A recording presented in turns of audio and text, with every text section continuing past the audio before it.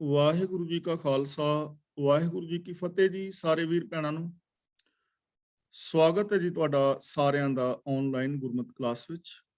ਜਿਵੇਂ ਕਿ ਆਪ ਸਾਰਿਆਂ ਨੂੰ ਪਤਾ ਹੈ ਕਿ ਅਸੀਂ ਮਾਰੂ ਦੀ ਦੂਜੀ ਵਾਰ ਦੀ ਵਿਚਾਰ ਆਪਸ ਦੇ ਅੰਦਰ ਸਾਂਝੀ ਕਰਕੇ ਜੀਵਨ ਜੁਗਤ ਸਿੱਖਣ ਦਾ ਯਤਨ ਕਰ ਰਹੇ ਹਾਂ। ਕੱਲ ਤੱਕ ਅਸੀਂ 3 ਪੌੜੀਆਂ ਦੀ ਵਿਚਾਰ ਸਾਂਝੀ ਕਰ ਚੁੱਕੇ ਹਾਂ।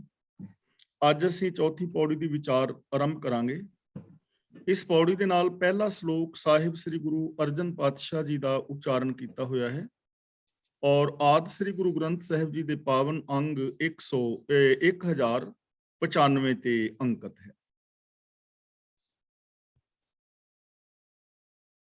ਦੱਖਣੇ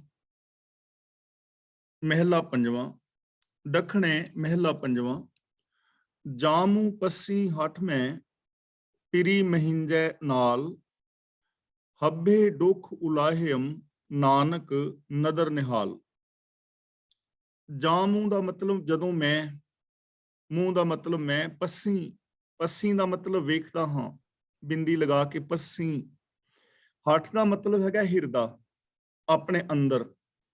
ਮਹਿੰਜੇ ਦਾ ਮਤਲਬ ਮੇਰੇ ਔਰ ਪ੍ਰੀ ਦਾ ਮਤਲਬ ਪਿਆਰਾ ਪ੍ਰਭੂ।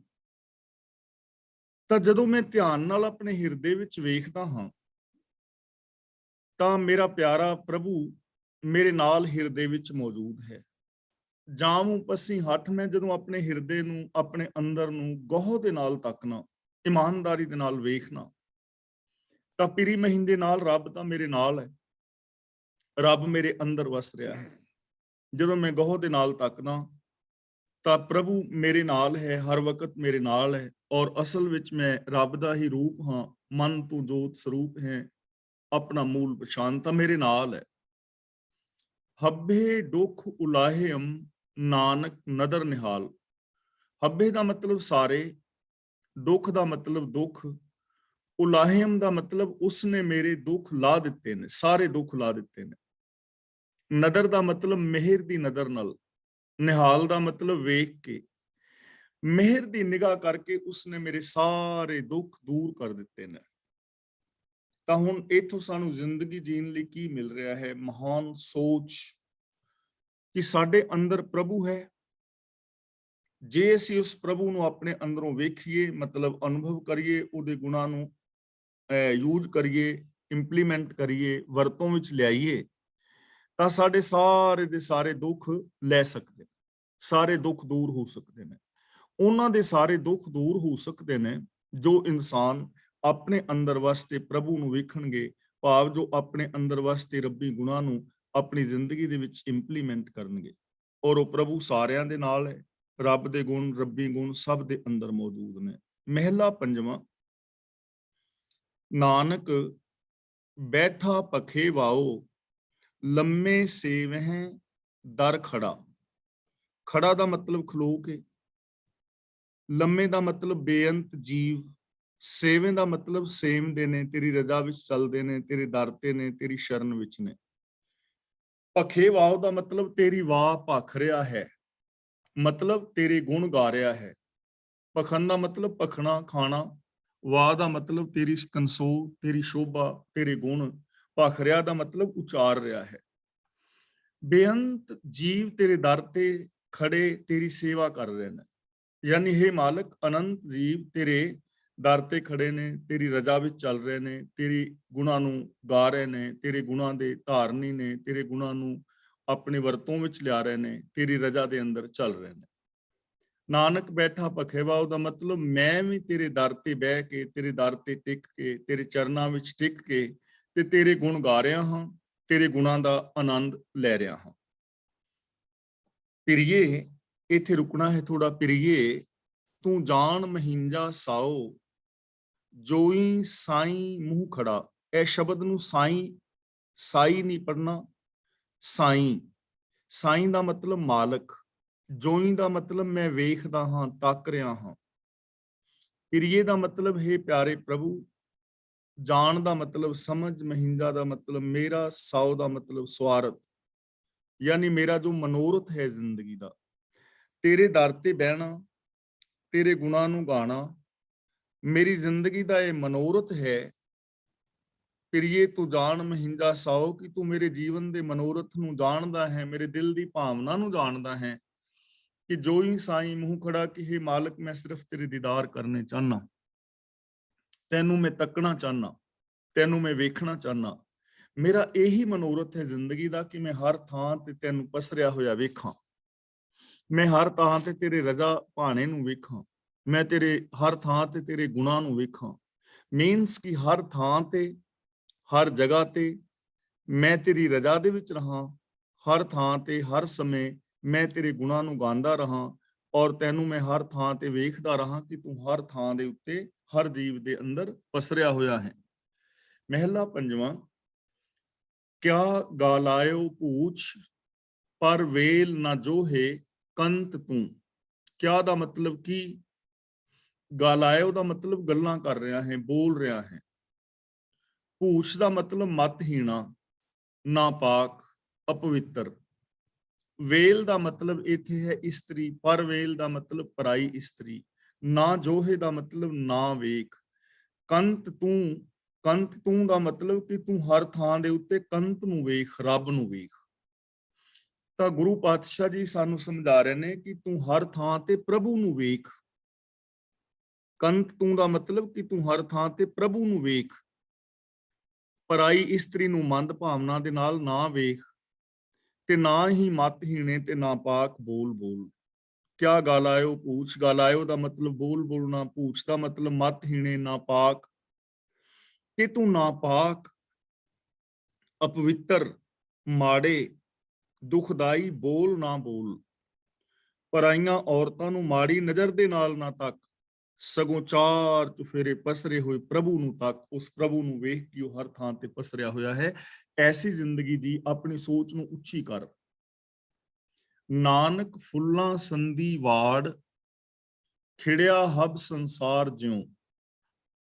ਫੁੱਲਾਂ ਸੰਧੀ ਵਾੜ ਦਾ ਮਤਲਬ ਜਿਵੇਂ ਫੁਲਵਾੜੀ ਖਿੜੀ ਹੁੰਦੀ ਹੈ, ਵਾੜ ਦਾ ਮਤਲਬ ਵਾੜੀ ਹੈ। ਇੱਥੇ ਵਾੜ ਦਾ ਮਤਲਬ ਵਾੜੀ, ਜਿਵੇਂ ਕਿ ਸਾਡੀ ਸਬਜ਼ੀ ਦੀ ਵਾੜੀ ਹੈ, ਖੇਤੀ। ਫੁੱਲਾਂ ਸੰਧੀ ਵਾੜ, ਫੁੱਲਾਂ ਦੀ ਬਗੀਚੀ। ਸੰਧੀ ਦਾ ਮਤਲਬ ਦੀ, ਵਾੜ ਦਾ ਮਤਲਬ ਵਾੜੀ, ਬਗੀਚੀ। ਤਾਂ ਗੁਰੂ ਜੀ ਕਹਿੰਦੇ ਨੇ ਜਿਵੇਂ ਫੁਲਵਾੜੀ ਖਿੜੀ ਹੁੰਦੀ ਹੈ ਨਾ ਫੁੱਲਾਂ ਦੀ, ਤਿਵੇਂ ਇਹ ਸਾਰਾ ਸੰਸਾਰ ਖਿੜਿਆ ਹੋਇਆ ਹੈ। ਇੱਥੇ ਜਿਵੇਂ ਫੁੱਲਾਂ ਦੇ ਅੰਦਰ ਅਨੇਕਾਂ ਫੁੱਲ ਹੁੰਦੇ ਨਾ, ਕਿਸਮ ਕਿਸਮ ਦੇ, ਭਾਂਤ ਭਾਂਤ ਦੇ, ਰੰਗਾ ਰੰਗ ਦੇ, ਉਸੇ ਤਰ੍ਹਾਂ ਇਹ ਸੰਸਾਰ ਮਾਨੋ ਰੱਬ ਦਾ ਇੱਕ ਸੋਹਣਾ ਜਿਹਾ ਬਾਗ ਹੈ, ਤੇ ਜਿਹਦੇ ਵਿੱਚ ਆ ਜਿਹੜੇ ਜੀਵ ਨੇ ਇਹ ਅਨੇਕਾਂ ਕਿਸਮ ਦੇ ਫੁੱਲ ਨੇ, ਇਹ ਫੁੱਲਾਂ ਦੀ ਤਰ੍ਹਾਂ ਨੇ। ਇਹਨਾਂ ਦੇ ਵਿੱਚੋਂ ਕਿਸੇ ਫੁੱਲ ਨੂੰ ਤੋੜਨਾ ਨਹੀਂ ਹੈ, ਕਿਸੇ ਫੁੱਲ ਨੂੰ ਨੁਕਸਾਨ ਨਹੀਂ ਦੇਣਾ। ਫੁਲਵਾੜੀ ਦੇ ਵਿੱਚ ਹੁੰਦਾ ਨਾ ਕਿ ਇੱਥੇ ਲਿਖਿਆ ਹੁੰਦਾ ਕਿ ਫੁੱਲਾਂ ਨੂੰ ਤੋੜੋ ਨਾ, ਨੁਕਸਾਨ ਨਾ ਪਹੁੰਚਾਓ। ਤਾਂ ਜਿਵੇਂ ਇੱਕ ਫੁਲਵਾੜੀ ਖਿੜੀ ਹੁੰਦੀ ਹੈ, ਉਹਦੇ ਵਿੱਚ ਅਨੇਕਾਂ ਕਿਸਮਾਂ ਦੇ ਫੁੱਲ ਹੁੰਦੇ ਨੇ, ਹਰ ਫੁੱਲ ਦੀ ਆਪਣੀ ਵੈਲਿਊ ਹੁੰਦੀ ਹੈ, ਹਰ ਫੁੱਲ ਦੇ ਅੰਦਰ ਗੁਣਵੱਤੇ ਗੁਣ ਹੁੰਦੇ ਨੇ, ਹਰ ਫੁੱਲ ਦੇ ਅੰਦਰ ਆਪਣੀ ਸੁਗੰਧ ਹੈ, ਆਪਣਾ ਰੂਪ ਹੈ, ਆਪਣੀ ਸੁੰਦਰਤਾ ਹੈ, ਆਪਣੀ ਕੋਮਲਤਾ ਹੈ। ਇਸੇ ਤਰ੍ਹਾਂ ਇਹ ਸੰਸਾਰ ਹੈ, ਇਸ ਸੰਸਾਰ ਦੇ ਅੰਦਰ ਅਨੰਤ ਜੀਵ ਨੇ, ਇਹਨਾਂ ਨੂੰ ਰੱਬ ਦੀ ਫੁਲਵਾੜੀ ਸਮਝ, ਔਰ ਰੱਬ ਦੇ ਉਹਨਾਂ ਫੁੱਲਾਂ ਦੀ ਤਰ੍ਹਾਂ ਸਮਝ, ਔਰ ਫੁੱਲ ਬਣ ਕੇ ਰਹੋ। ਹਰ ਇੱਕ ਦੇ ਅੰਦਰ ਕੋਮਲਤਾ ਹੋਵੇ, ਆਪਣੀ ਸੁਗੰਧ ਹੋਵੇ, ਆਪਣੇ ਗੁਣ ਹੋਣ, ਆਪਣੀ ਮਹਿਕ। ਹਰ ਇਨਸਾਨ ਦਾ ਫਰਜ਼ ਹੈ ਕਿ ਸੰਸਾਰ ਦੇ ਅੰਦਰ ਇੱਕ ਫੁੱਲ ਬਣ ਕੇ ਜੀਵੇ, ਉਸ ਦੇ ਅੰਦਰ ਕੋਮਲਤਾ ਹੋਵੇ, ਉਹਦੇ ਅੰਦਰ ਸੁਗੰਧ ਹੋਵੇ, ਉਸ ਦੇ ਅੰਦਰ ਸੁੰਦਰਤਾ ਹੋਵੇ। ਤਾਂ ਗੁਰੂ ਜੀ ਕਹਿੰਦੇ ਨੇ ਇਸੇ ਤਰ੍ਹਾਂ ਇਹ ਪ੍ਰਭੂ ਦਾ ਖਿੜਿਆ ਹੋਇਆ ਇੱਕ ਸੰਸਾਰ ਹੈ। ਪੌੜੀ। ਸੁਘੜ ਸੁਜਾਨ ਸਰੂਪ ਤੂੰ, ਸਭ ਮਹਿ ਵਰਤਨਤਾ। ਸੁਘੜ ਦਾ ਮਤਲਬ ਸੋਹਣੀ ਘਾੜਤ ਵਾਲਾ, ਸੁਚੱਜਾ। ਸਰੂਪ ਦਾ ਮਤਲਬ ਸੁੰਦਰ। ਮਹਿ ਦਾ ਮਤਲਬ ਵਿੱਚ, ਕਿ हे ਪ੍ਰਭੂ ਤੂੰ ਸੁਚੱਜਾ, ਸਿਆਣਾ, ਸੋਹਣਾ ਹੈ, ਔਰ ਸਾਰਿਆਂ ਦੇ ਵਿੱਚ ਤੂੰ ਵਰਤ ਰਿਹਾ ਹੈ, ਭਾਵ ਸਾਰਿਆਂ ਦੇ ਵਿੱਚ ਵਸ ਰਿਹਾ ਹੈ, ਸਾਰਿਆਂ ਦੇ ਅੰਦਰ ਤੂੰ ਮੌਜੂਦ ਹੈ। ਸੁਚੱਜਾ, ਸਿਆਣਾ ਔਰ ਸੋਹਣਾ ਤੂੰ ਹੈ, ਤੇ ਤੂੰ ਸਾਰਿਆਂ ਦੇ ਵਿੱਚ ਮੌਜੂਦ ਹੈ। ਦੇਖੋ ਹੁਣ ਜੇ ਇਸ ਗੱਲ ਨੂੰ ਸਮਝਿਆ ਜਾਏ ਔਰ ਇਸ ਗੱਲ ਤੇ ਅਮਲ ਕੀਤਾ ਜਾਏ, ਤਾਂ ਬੰਦੇ ਦੇ ਜੀਵਨ ਦੇ ਅੰਦਰ ਕਿੰਨੀ ਵੱਡੀ ਚੇਂਜਿੰਗ ਆ ਸਕਦੀ ਹੈ, ਕਿੰਨਾ ਵੱਡਾ ਇਹ ਮਹਾਨ ਹੋ ਸਕਦਾ ਹੈ। ਇਹਦੇ ਅੰਦਰ ਕਿੰਨੀਆਂ ਵੱਡੀਆਂ ਮਹਾਨ ਸੰਭਾਵਨਾਵਾਂ ਨੇ ਕਿ ਜਿਹੜਾ ਸੁਚੱਜਾ, ਸਿਆਣਾ ਤੇ ਸੋਹਣਾ ਹੈ ਉਹ ਮੇਰੇ ਅੰਦਰ ਹੈ। ਇਹਦਾ ਮਤਲਬ ਇਹ ਹੋਇਆ ਕਿ ਮੈਂ ਚੰਗੀ ਸੋਹਣੀ ਘਾੜਤ ਵਾਲੀ ਜ਼ਿੰਦਗੀ ਜੀ ਸਕਦਾ ਹਾਂ। ਇਹ ਪੋਸਿਬਿਲਿਟੀ ਮੇਰੇ ਅੰਦਰ ਹੈ, ਕਿਉਂਕਿ ਸੋਹਣੀ ਘਾੜਤ ਵਾਲਾ ਮੇਰੇ ਅੰਦਰ ਹੈ ਨਾ। ਸਿਆਣਾ ਹੈ ਰੱਬ, ਤਾਂ ਇਟ ਮੀਨਸ ਮੈਂ ਸਿਆਣਪ ਵਰਤ ਸਕਦਾ ਹਾਂ, ਆਪਣੇ ਗਿਆਨ ਦੀ ਸਹੀ ਵਰਤੋਂ ਕਰ ਸਕਦਾ ਹਾਂ। ਇੱਥੇ ਹਰ ਇਨਸਾਨ ਸਿਆਣਾ ਹੋ ਸਕਦਾ ਹੈ ਜੇ ਉਹ ਚਾਹੇ ਤਾਂ, ਸਮਝਦਾਰੀ ਵਰਤ ਸਕਦਾ ਹੈ ਜੇ ਉਹ ਚਾਹੇ ਤਾਂ, ਆਪਣੇ ਗਿਆਨ ਦੀ ਸਹੀ ਵਰਤੋਂ ਕਰ ਸਕਦਾ ਹੈ। ਔਰ ਸਰੂਪ ਦਾ ਮਤਲਬ ਸੋਹਣਾ, ਤਾਂ ਜਦੋਂ ਸੋਹਣਾ ਅੰਦਰ ਹੈ ਤਾਂ ਇਹਦਾ ਮਤਲਬ ਅਸੀਂ ਸੁੰਦਰ ਹੋ ਸਕਦੇ ਹਾਂ। ਸੁੰਦਰਤਾ ਮਤਲਬ ਬਾਹਰੀ ਸੁੰਦਰਤਾ ਨਹੀਂ ਹੈ, ਸਾਡੀ ਮਾਨਸਿਕ ਸੁੰਦਰਤਾ, ਸਾਡੇ ਬੋਲਾਂ ਦੀ ਸੁੰਦਰਤਾ, ਸਾਡੇ ਬਿਹੇਵੀਅਰ ਦੀ ਸੁੰਦਰਤਾ ਸਾਡੇ ਅੰਦਰ ਪ੍ਰਗਟ ਹੋ ਸਕਦੀ ਹੈ ਜੇ ਅਸੀਂ ਸੁਗੜ ਸੁਜਾਨ ਸਰੂਪ ਨੂੰ ਆਪਣੇ ਅੰਦਰ ਵਰਤਦੇ ਹੋਏ ਨੂੰ ਵੇਖੀਏ। ਤੂੰ ਆਪੇ ਠਾਕੁਰ ਸੇਵਕੋ ਆਪੇ ਪੂਜਨਤਾ, ਤੂੰ ਆਪ ਹੀ ਮਾਲਕ ਹੈ, ਆਪ ਹੀ ਸੇਵਕ ਹੈ ਤੇ ਆਪ ਹੀ ਪੂਜਾ ਕਰ ਰਿਹਾ ਹੈ। ਭਾਵ ਕਿ ਸਾਰਿਆਂ ਦੇ ਅੰਦਰ ਤੂੰ ਵਿਆਪਕ ਹੈ। ਚਾਹੇ ਇਸ ਦੁਨੀਆ ਵਿੱਚ ਕੋਈ ਮਾਲਕ ਹੈ ਜਾਂ ਸੇਵਕ ਹੈ, ਜਾਂ ਜੋ ਲੋਕ ਰੱਬੀ ਰਜਾ ਦੇ ਵਿੱਚ ਚੱਲ ਰਹੇ ਨੇ, ਉਹਨਾਂ ਸਾਰਿਆਂ ਦੇ ਅੰਦਰ ਰੱਬ ਤਾਂ ਮੌਜੂਦ ਹੈ। ਰੱਬੀ ਗੁਣ ਤਾਂ ਹਰ ਇੱਕ ਦੇ ਅੰਦਰ ਮੌਜੂਦ ਨੇ। ਇਹ ਗੱਲ ਵੱਖਰੀ ਹੈ ਕਿ ਕੋਈ ਉਹਨਾਂ ਰੱਬੀ ਗੁਣਾਂ ਨੂੰ ਆਪਣੇ ਅੰਦਰੋਂ ਪ੍ਰਗਟ ਕਰ ਲੈਂਦਾ ਹੈ, ਕੋਈ ਉਹਨਾਂ ਰੱਬੀ ਗੁਣਾਂ ਨੂੰ ਵਰਤੋਂ ਵਿੱਚ ਲਿਆਉਂਦਾ ਹੈ, ਤੇ ਕੋਈ ਉਹਨਾਂ ਰੱਬੀ ਗੁਣਾਂ ਨੂੰ ਵਰਤੋਂ ਵਿੱਚ ਨਹੀਂ ਲਿਆਉਂਦਾ, ਔਗੁਣਾਂ ਨੂੰ ਵਰਤਦਾ ਹੈ। ਲੇਕਿਨ ਮੌਜੂਦ ਸਾਰਿਆਂ ਦੇ ਅੰਦਰ ਨੇ ਰੱਬੀ ਗੁਣ ਜਿਹੜੇ ਨੇ। ਪ੍ਰਭੂ ਜਿਹੜਾ ਹੈ, ਇਹ ਗੁਣ ਹਰ ਇੱਕ ਦੇ ਅੰਦਰ ਮੌਜੂਦ ਨੇ। ਦਾਨਾ ਬੀਨਾ ਆਪ ਤੂੰ ਆਪੇ ਸਤਵੰਤਾ। ਦਾਨਾ ਦਾ ਮਤਲਬ ਹੁੰਦਾ ਹੈ ਜਾਣਨ ਵਾਲਾ, ਸਿਆਣਾ। ਬੀਨਾ ਦਾ ਮਤਲਬ ਹੁੰਦਾ ਹੈ ਵੇਖਣ ਵਾਲਾ। ਸਤਵੰਤਾ ਦਾ ਮਤਲਬ ਸ਼ੁਭ ਆਚਰਨ ਵਾਲਾ। ਇਹ ਪ੍ਰਭੂ ਹਰ ਇੱਕ ਜੀਵ ਦੇ ਅੰਦਰ ਵਿਆਪਕ ਹੋਣ ਕਰਕੇ, ਕਿਉਂਕਿ ਤੇਰੀ ਸੱਤਿਆ ਸਾਰਿਆਂ ਵਿੱਚ ਹੈ, ਇਸ ਲਈ ਤੂੰ ਆਪ ਜੀਵਾਂ ਦੇ ਕੰਮਾਂ ਨੂੰ ਜਾਣਦਾ ਹੈ, ਵੇਖਦਾ ਹੈ, ਔਰ ਆਪ ਹੀ ਤੂੰ ਉੱਚੇ ਆਚਰਨ ਵਾਲਾ ਹੈ। ਦੇਖੋ, ਇੱਥੇ ਦਾਨਾ ਵੀ ਹੈ, ਬੀਨਾ ਵੀ ਹੈ, ਉੱਚੇ ਆਚਰਨ ਵਾਲਾ ਵੀ ਹੈ, ਤੇ ਜਿਹਦੇ ਵਿੱਚ ਤਿੰਨੇ ਗੁਣ ਨੇ, ਉਹ ਮੇਰੇ ਔਰ ਤੁਹਾਡੇ ਸਾਰਿਆਂ ਦੇ ਅੰਦਰ, ਪੂਰੀ ਦੁਨੀਆ ਦੇ ਅੰਦਰ ਸਮਾਇਆ ਹੋਇਆ ਹੈ। ਔਰ ਹਕੀਕਤ ਹੈ ਕਿ ਰੱਬ ਸਾਡੇ ਦਿਲ ਦੀ ਗੱਲ ਨੂੰ ਜਾਣਦਾ ਹੈ, ਕਿਉਂਕਿ ਅੰਦਰ ਹੈ ਨਾ। ਤਾਂ ਜਿਵੇਂ ਆਪਾਂ ਰੋਜ਼ ਇਹ ਚੀਜ਼ਾਂ ਐਕਸਪਲੇਨ ਕਰ ਰਹੇ ਹਾਂ, ਆਪਸ ਵਿੱਚ ਵਿਚਾਰ ਰਹੇ ਹਾਂ, ਕਿ ਸਾਨੂੰ ਤਾਂ ਆਪਣੇ ਆਪ ਦਾ ਪਤਾ ਹੈ ਅਸੀਂ ਕਿੱਥੇ ਖੜੇ ਹਾਂ। ਮੈਂ ਸੱਚ ਬੋਲ ਰਿਹਾ ਜਾਂ ਝੂਠ ਬੋਲ ਰਿਹਾ, ਤੁਹਾਨੂੰ ਤਾਂ ਨਹੀਂ ਪਤਾ, ਪਰ ਮੈਨੂੰ ਤਾਂ ਪਤਾ ਹੈ ਨਾ। ਮੇਰੇ ਅੰਦਰਲਾ ਜਾਣਦਾ ਕਿ ਜੋ ਕੁਛ ਮੈਂ ਬੋਲ ਰਿਹਾ, ਔਰ ਮੈਂ ਵੇਖ ਵੀ ਰਿਹਾ ਹਾਂ ਆਪਣੇ ਕਰਮਾਂ ਨੂੰ। ਮੈਂ ਤੁਹਾਡੇ ਤੋਂ ਤੇ ਕੋਈ ਕੰਮ ਛੁਪਾ ਸਕਦਾ, ਪਰ ਆਪਣੇ ਆਪ ਤੋਂ ਕਿਵੇਂ ਛੁਪਾਵਾਂਗਾ? ਤੇ ਉੱਚੇ ਆਚਰਨ ਵਾਲਾ ਵੀ ਮੈਂ ਆਪ ਹੀ ਹੋ ਸਕਦਾ ਹਾਂ, ਕਿਉਂਕਿ ਇਹ ਸੰਭਾਵਨਾ ਮੇਰੇ ਅੰਦਰ ਹੈ। ਤਾਂ ਹੈ ਪ੍ਰਭੂ, ਤੂੰ ਸਰਵ ਵਿਆਪਕ ਹੋਣ ਕਰਕੇ ਜੀਵਾਂ ਦੇ ਕਰਮਾਂ ਨੂੰ ਜਾਣਨ ਵਾਲਾ ਹੈ, ਵੇਖਣ ਵਾਲਾ ਹੈ, ਉੱਚੇ ਆਚਰਨ ਵਾਲਾ ਵੀ ਤੂੰ ਹੀ ਹੈ। ਜਤੀ ਸਤੀ ਪ੍ਰਭ ਨਿਰਮਲਾ, ਮੇਰੇ ਹਰ ਭਗਵੰਤਾ, हे ਪ੍ਰਭੂ, ਤੂੰ ਆਪ ਹੀ ਜਤੀਆਂ ਵਿੱਚ ਵਸਦਾ ਹੈ, ਆਪ ਹੀ ਸਤੀਆਂ ਵਿੱਚ ਵਸਦਾ ਹੈ, ਔਰ ਆਪ ਹੀ ਤੂੰ ਨਿਰਮਲ ਹੈ, ਨਿਰਮਲ ਆਚਰਨ ਵਾਲਾ ਹੈ। ਨਿਰਮਲ ਆਚਰਨ ਵਾਲਿਆਂ ਦੇ ਵਿੱਚ ਵੀ ਤੂੰ ਹੈ, ਯਾਨੀ ਸਰਬ ਵਿਆਪਕ ਹੈ।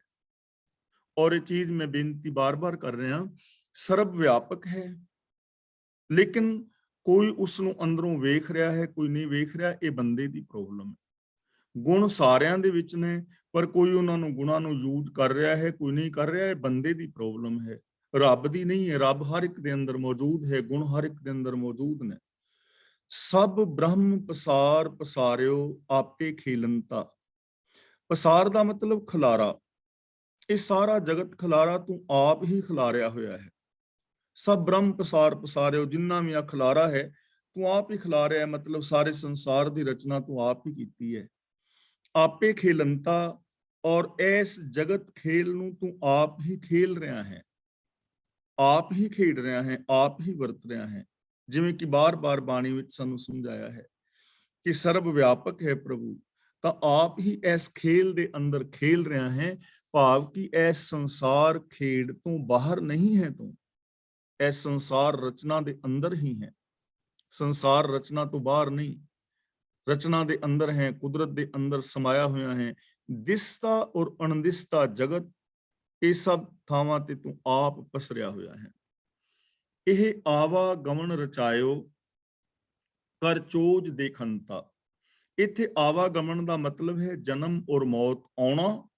ਆਵਾ ਦਾ ਮਤਲਬ ਆਉਣਾ, ਗਮਨ ਦਾ ਮਤਲਬ ਚਲੇ ਜਾਣਾ, ਮਰ ਜਾਣਾ।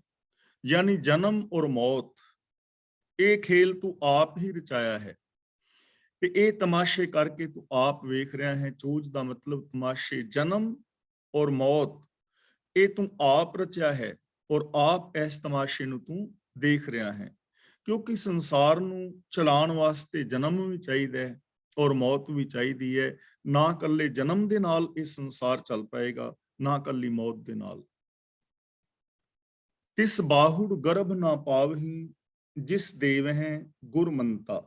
ਗੁਰਮੰਤਾ ਦਾ ਮਤਲਬ ਗੁਰੂ ਦਾ ਉਪਦੇਸ਼, ਤੇ ਗਰਭ ਦਾ ਮਤਲਬ ਹੈ ਅਗਨ, ਵਿਕਾਰਾਂ ਦੀ ਅੱਗ।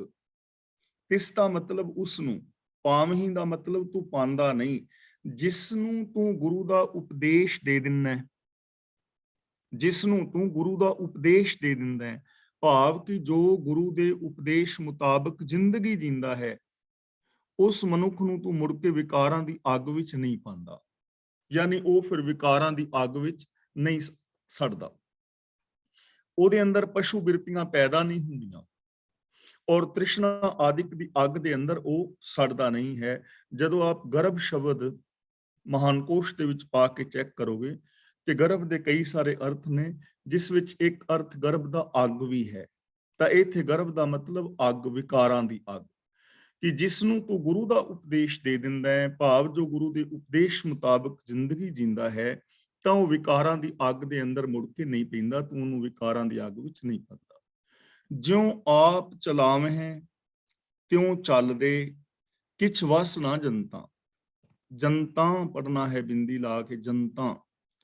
ਤੇਰੇ ਪੈਦਾ ਕੀਤੇ ਇਹਨਾਂ ਜੀਵਾਂ ਦੇ ਇਖਤਿਆਰ ਵਿੱਚ ਕੁਛ ਨਹੀਂ, ਜਿਵੇਂ ਤੂੰ ਆਪ ਜੀਵਾਂ ਨੂੰ ਚਲਾਉਂਦਾ ਹੈ ਉਵੇਂ ਹੀ ਇਹ ਚੱਲਦੇ ਨੇ, ਉਵੇਂ ਹੀ ਚੱਲਦੇ ਨੇ। ਹੁਣ ਇਹ ਚੀਜ਼ ਸਮਝਣ ਵਾਲੀ ਹੈ, ਕਿਉਂਕਿ ਕਈ ਵਾਰ ਸਾਡੇ ਅੰਦਰ ਨਾ ਕਨਫਿਊਜ਼ਨ ਪੈਦਾ ਹੋ ਜਾਂਦਾ ਹੈ ਔਰ ਅਸੀਂ ਆਪਣੇ ਆਪ ਨੂੰ ਸੁਰੱਖਿਅਤ ਕਰਨ ਵਾਸਤੇ ਜਿਹੜਾ ਦੋਸ਼ ਹੈ ਉਹ ਸਾਰੇ ਦਾ ਸਾਰਾ ਗੁਰੂ ਤੇ ਜਾਂ ਰੱਬ ਤੇ ਮੜ ਦਿੰਦੇ ਆ ਕਿ ਰੱਬ ਮੇਰੇ ਤੋਂ ਬੁਰੇ ਕੰਮ ਕਰਾ ਰਿਹਾ, ਮੇਰੇ ਵੱਸ ਵਿੱਚ ਤੇ ਕੁਝ ਵੀ ਨਹੀਂ।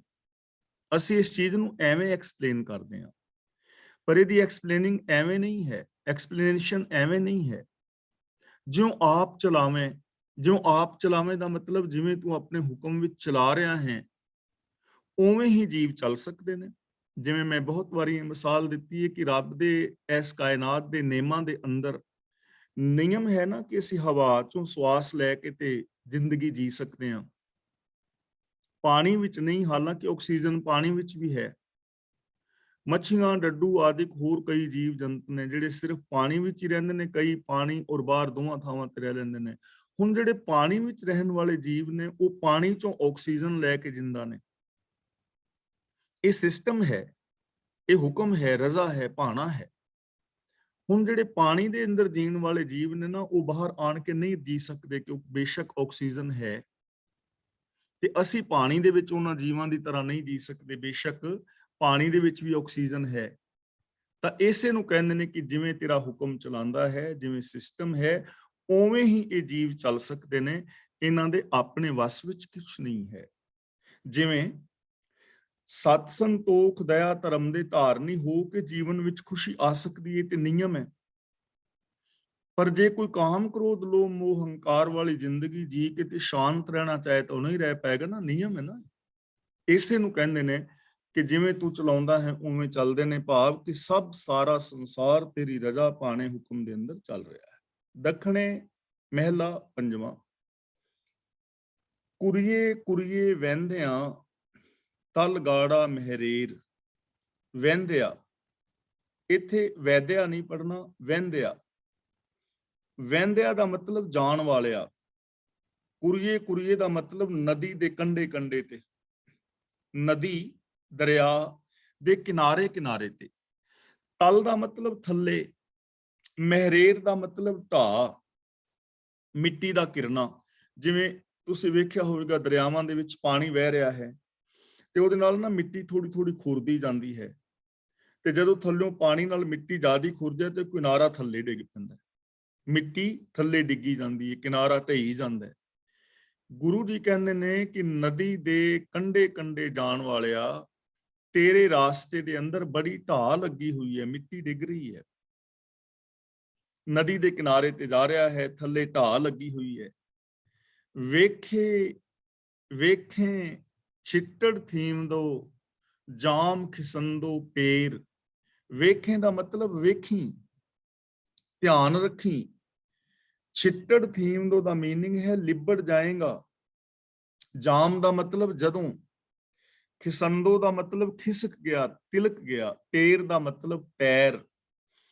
ਧਿਆਨ ਰੱਖੀ, ਤੁਰਦਿਆਂ ਤੁਰਦਿਆਂ ਤੇਰਾ ਪੈਰ ਥੋੜਾ ਜਿਹਾ ਵੀ ਤਿਲਕ ਗਿਆ ਤਾਂ ਚਿੱਕੜ ਦੇ ਅੰਦਰ ਡਿੱਗ ਜਾਏਗਾ ਔਰ ਚਿੱਕੜ ਦੇ ਅੰਦਰ ਲਿਬੜ ਜਾਏਗਾ, ਤੇਰੀ ਮੌਤ ਵੀ ਹੋ ਸਕਦੀ ਹੈ। ਤਾਂ ਸੰਸਾਰ ਇੱਕ ਨਦੀ ਦੀ ਤਰ੍ਹਾਂ ਹੈ, ਸਾਡੀ ਜ਼ਿੰਦਗੀ ਇੱਕ ਨਦੀ ਦੀ ਤਰ੍ਹਾਂ ਹੈ। ਇੱਥੇ ਵਿਕਾਰਾਂ ਦੀ ਢਾਹ ਲੱਗੀ ਹੋਈ ਹੈ। ਕਾਮ, ਕ੍ਰੋਧ, ਲੋਭ, ਮੋਹ, ਹੰਕਾਰ ਦਾ ਦਲਦਲ ਮੱਛੀ ਪਈ ਹੈ। ਥੋੜਾ ਜਿਹਾ ਵੀ ਪੈਰ ਤਿਲਕ ਜਾਏ ਨਾ, ਥੋੜਾ ਜਿਹਾ ਵੀ ਬੰਦਾ ਬੇਧਿਆਨਾ ਹੋ ਜਾਏ ਤੇ ਬੰਦਾ ਇਹਨਾਂ ਵਿਕਾਰਾਂ ਦੇ ਵਿੱਚ ਡਿੱਗ ਕੇ ਲਿਬੜ ਸਕਦਾ ਹੈ। ਇਹਦੀ ਸੋਚ ਮੈਲੀ ਹੋ ਸਕਦੀ ਹੈ, ਇਹ ਆਚਰਨ ਤੋਂ ਗਿਰ ਸਕਦਾ ਹੈ, ਇਹਦੀ ਆਤਮਿਕ ਮੌਤ ਹੋ ਸਕਦੀ ਹੈ ਜੇਕਰ ਧਿਆਨ ਦੇ ਨਾਲ ਨਾ ਤੁਰਿਆ ਜਾਏ। ਤਾਂ ਫਿਰ ਸਮਝ ਲੈਣਾ ਸਾਡਾ ਇਹ ਜੀਵਨ ਇੱਕ ਨਦੀ ਦੀ ਤਰ੍ਹਾਂ ਹੈ। ਜੀਵਨ ਨਦੀ, ਸੰਸਾਰ ਨਦੀ ਦੇ ਅੰਦਰ ਅਸੀਂ ਜ਼ਿੰਦਗੀ ਜੀ ਰਹੇ ਹਾਂ। ਸਾਡੇ ਇਸ ਜੀਵਨ ਦੇ ਅੰਦਰ ਥਾਂ ਥਾਂ ਤੇ ਕਾਮ ਆਦਿਕ ਦੀ ਢਾਹ ਲੱਗੀ ਹੋਈ ਹੈ। ਜੇਕਰ ਬੰਦਾ ਸਾਵਧਾਨੀ ਨਾ ਵਰਤੇ, ਬਚ ਕੇ ਨਾ ਤੁਰੇ, ਕਦੇ ਵੀ ਕਿਸੇ ਵਿਕਾਰਾਂ ਦੇ ਟੋਏ ਵਿੱਚ ਡਿੱਗ ਕੇ ਲਿਬੜ ਜਾਂਦਾ ਹੈ ਔਰ ਉਸ ਦੀ ਮੌਤ ਤੱਕ ਹੋ ਜਾਂਦੀ ਹੈ। ਇਸ ਲਈ ਗੁਰੂ ਜੀ ਕਹਿੰਦੇ ਨੇ ਕਿ ਪਿਆਰਿਆ, ਧਿਆਨ ਦੇ ਨਾਲ ਚੱਲਣਾ ਹੈ, ਧਿਆਨ ਰੱਖਣਾ ਹੈ, ਸੁਚੇਤ ਹੋ ਕੇ ਚੱਲਣਾ ਹੈ। ਮਹਿਲਾ ਪੰਜਵਾਂ। ਸੱਚ ਜਾਣੇ ਕੱਚ ਵੈਂਦਿਓ, ਤੂੰ ਆਗੂ ਆਗੇ ਸਲਵੇ। ਵੈਂਦਿਓ ਦਾ ਮਤਲਬ ਨਾਸਵੰਤ, ਵਹਿੰਦੇ, ਨਾਸ਼ਵੰਤ, ਚਲੇ ਜਾਣ ਵਾਲਾ। ਆਗੂ ਆਗੇ ਦਾ ਮੀਨਿੰਗ ਹੈ ਅਗਾਂਹ ਅਗਾਂਹ, ਬਹੁਤ ਬਹੁਤ, ਹੋਰ ਹੋਰ। ਸਲਵੇ ਦਾ ਮਤਲਬ ਤੂੰ ਇਕੱਤਰ ਕਰ ਰਿਹਾ ਹੈ, ਇਕੱਠੇ ਕਰ ਰਿਹਾ ਹੈ। ਸੱਚ ਜਾਣੇ ਕੱਚ ਵੈਂਦਿਓ। ਕੱਚ ਵੈਂਦਿਓ ਦਾ ਮਤਲਬ ਜਿਹੜੇ ਨਾਸ਼ਵੰਤ ਰੂਪ ਪਦਾਰਥ ਨੇ, ਨਾਸ਼ਵੰਤ ਜਿਹੜੇ ਕੱਚ ਹੈ, ਨਾਸ਼ਵੰਤ ਪਦਾਰਥ ਨੇ, ਮਾਇਆ। ਸੱਚ ਜਾਣੇ, ਤੂੰ ਇਹਨੂੰ ਸੱਚ ਸਮਝੀ ਬੈਠਾ ਹੈ। ਨਾਸ਼ਵੰਤ ਪਦਾਰਥਾਂ ਨੂੰ ਤੂੰ ਸੱਚ ਸਮਝੀ ਬੈਠਾ ਹੈ, ਸਦਾ ਥਿਰ ਰਹਿਣ ਵਾਲੇ। ਤੂੰ ਆਗੂ ਆਗੇ ਸਲਵੇ ਤੇ ਹੋਰ ਹੋਰ ਇਕੱਠੇ ਕਰਨ ਦੇ ਚੱਕਰ ਵਿੱਚ ਪਿਆ ਹੋਇਆ ਹੈ। ਹੋਰ ਇਕੱਠੇ ਕਰ ਲਵਾਂ, ਹੋਰ ਇਕੱਠੇ ਕਰ ਲਵਾਂ। ਦੋ ਚੀਜ਼ਾਂ ਨੇ, ਮਾੜੀ ਸੋਚ, ਵਿਕਾਰ, ਪਾਪ, ਅਪਰਾਧ, ਔਰ ਪਾਪਾਂ ਅਪਰਾਧਾਂ ਨੂੰ ਸੱਚ ਸਮਝ ਕੇ ਔਰ ਸੰਸਾਰਿਕ ਪਦਾਰਥਾਂ ਨੂੰ ਸੱਚ ਸਮਝ ਕੇ ਪਾਪ ਅਪਰਾਧ ਕਮਾ ਕਮਾ ਕੇ ਬੰਦਾ ਹੋਰ ਹੋਰ ਇਕੱਠੇ ਕਰਨ ਦੇ ਚੱਕਰ ਵਿੱਚ ਪਿਆ ਹੋਇਆ ਹੈ, ਜਦੋਂ ਕਿ ਆਤਮਿਕ ਜੀਵਨ ਵਿੱਚ ਸਾਥ ਦੇਣ ਵਾਲੇ ਨਹੀਂ ਹਨ। ਦੂਜੇ ਨੰਬਰ ਤੇ ਜੋ ਅਸੀਂ ਜ਼ਿੰਦਗੀ ਆਮ ਇਨਸਾਨ ਜੀ ਰਹੇ ਹਾਂ, ਬਹੁਤੇ ਬਹੁਤਾਤ ਗਿਣਤੀ, ਈਰਖਾ, ਦਵੇਸ਼, ਵੈਰ ਵਿਰੋਧ ਵਾਲੀ, ਇਹ ਸਾਰੇ ਨਾਸ਼ਮਾਨ ਨੇ, ਭਾਵੇਂ ਆਤਮਿਕ ਮੌਤ ਲਿਆਉਣ ਵਾਲੇ ਨੇ। ਤੇ ਬੰਦੇ ਨੇ ਇਹਨਾਂ ਔਗਣਾਂ ਨੂੰ ਸੱਚ ਸਮਝ ਲਿਆ ਹੈ ਔਰ ਹੋਰ ਹੋਰ ਇਹ ਪਾਪਾਂ ਦੇ ਭਾਰ ਇਕੱਠੇ ਕਰੀ ਜਾਂਦਾ ਹੈ। ਨਾਨਕ ਆਤਸੜੀ ਮੰਝ ਨੈਣੂ, ਇੱਥੇ ਵਿਸ਼ਰਾਮ ਲਗਾਉਣਾ ਹੈ। ਨਾਨਕ ਆਤਸੜੀ ਮੰਝ ਨੈਣੂ ਬਿਆ, ਇੱਥੇ ਥੋੜਾ ਜਿਹਾ ਰੁਕਣਾ ਹੈ। ਢਲ ਪੱਬਨ ਜਿਉ ਜੁੰਮਿਓ, ਇਸ ਪੰਕਤੀ ਦਾ ਪਾਠ ਐਵੇਂ ਹੋਏਗਾ, ਨਾਨਕ ਆਤਸੜੀ ਮੰਝ ਨੈਣੂ ਬਿਆ ਢਲ ਪੱਬਨ ਜਿਉ ਜੁੰਮਿਓ। ਤਾਂ ਆਤਸੜੀ ਦਾ ਮਤਲਬ ਅੱਗ, ਆਤਸ਼। ਨੈਣੂ ਦਾ ਮੀਨਿੰਗ ਹੈਗਾ ਮੱਖਣ। ਮੰਝ ਦਾ ਮਤਲਬ ਵਿੱਚ। ਬਿਆ ਦਾ ਮਤਲਬ ਦੂਜੀ ਗੱਲ। ਢਲ ਦਾ ਮਤਲਬ ਢਲ ਕੇ।